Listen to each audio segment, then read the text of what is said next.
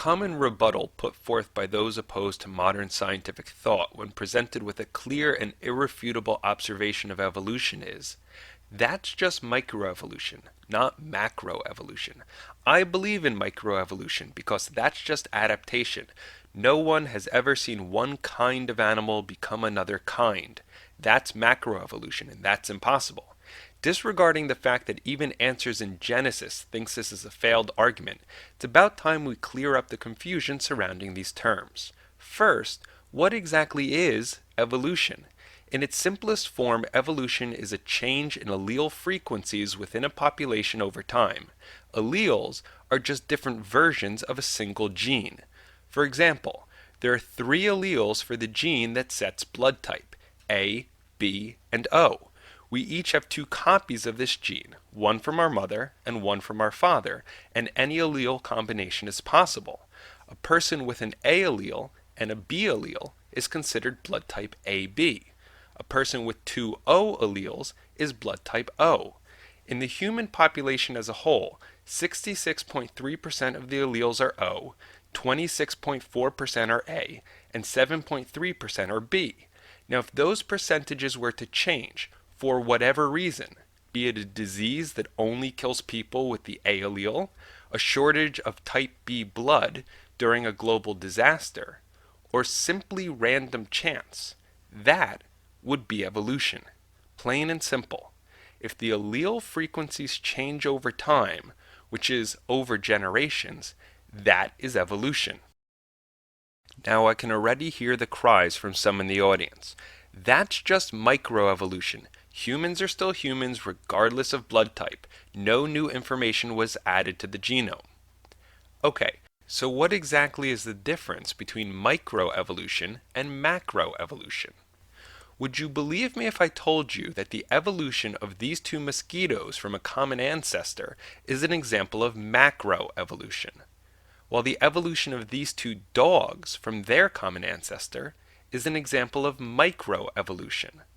Or the evolution of these 2 plants is an example of macroevolution, while the evolution of corn from teosinte, its wild ancestor, is an example of microevolution. Now some of you may be scratching your heads.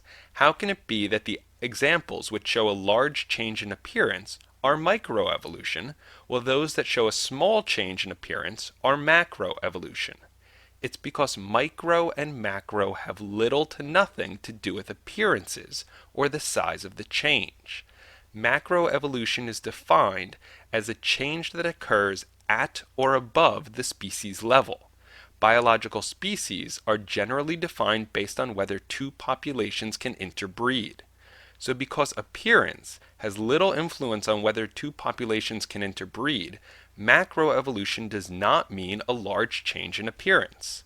Put more simply, if 2 populations evolve so that they can no longer produce viable offspring between them, meaning they can't reproduce at all or their offspring are sterile, then they have become 2 separate species, and that change, no matter how small, is an example of macroevolution. However, populations can evolve to look very different, yet if they can still produce viable offspring between them, they are still the same species, and those changes, no matter how large, are microevolution. At the DNA level, micro and macroevolution are exactly the same. It's how they manifest themselves that sets them apart.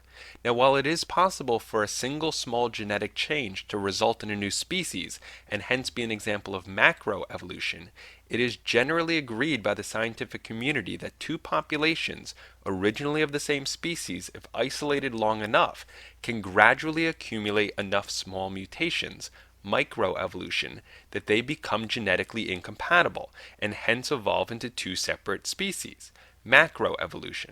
So while macroevolution can be a small change that spreads rapidly through a population, it can also be the slow, gradual accumulation of many microevolutionary events.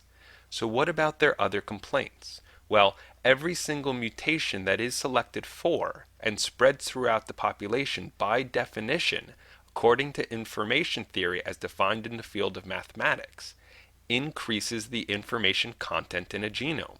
Also, nucleotide insertions, Gene duplications and chromosome duplications add more DNA and thereby more information to the genome. And what about the evolution of new structures? The cecal valves in the Italian wall lizards, while an example of a microevolutionary change, is a perfect example. Lastly, some argue that no kind has ever been observed to evolve into a different kind. Answers in Genesis makes this point repeatedly throughout their website. Technically, until the word kind is defined, this argument cannot be addressed. If kind means species, then yes, there are dozens of examples of the evolution of new species, which as we've already seen is just macroevolution. If they mean a dog evolving into a cat, for example, that by definition is impossible, and any observation would actually disprove the theory of evolution. Why? If you look at an evolutionary tree, you'll see that dogs and cats are on separate branches. All descendants from modern dogs will be confined to the dog branch, and all descendants from modern cats will be confined to the cat branch. It is physically impossible for an organism on one branch to give birth to an offspring that is rooted to a different branch, meaning a dog cannot give birth to a cat. Now that doesn't mean a population of dogs couldn't evolve to look like cats. They could, but they would never be cats. I would like to point out that at one point Answers in Genesis states that all finches are of one kind, while at another point they state that all dinosaurs are of the same kind. The word kind to them simply means a group, just like policemen are a kind of person.